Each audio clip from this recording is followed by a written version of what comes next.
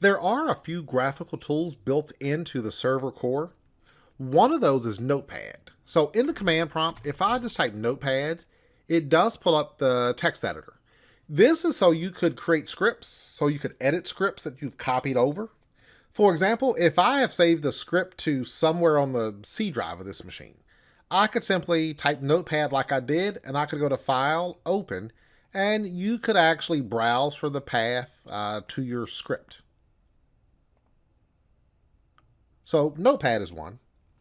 Task Manager is also built in. TASKMGR is the command line for Task Manager. So if you wanted to view running processes or anything like that, you could simply use Task Manager.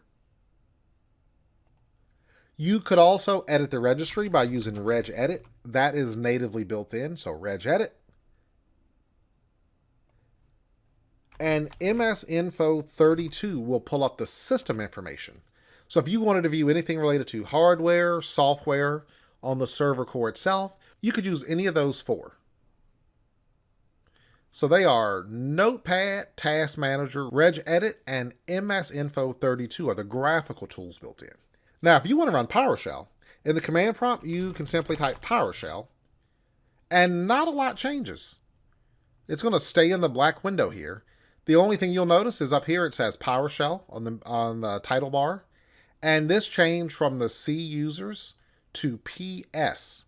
Now, when you start typing, well, I want to type get-services. The first thing you notice is it's yellow instead of just the white syntax that all the traditional Windows commands have.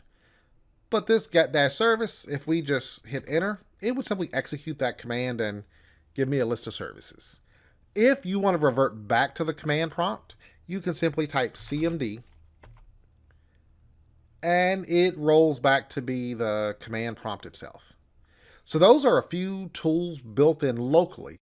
Now, what we will do with this in upcoming lessons is we will end up joining this to our Active Directory domain, and we will look at how you can manage this remotely through graphical tools that you have installed on other machines. Pretty interesting.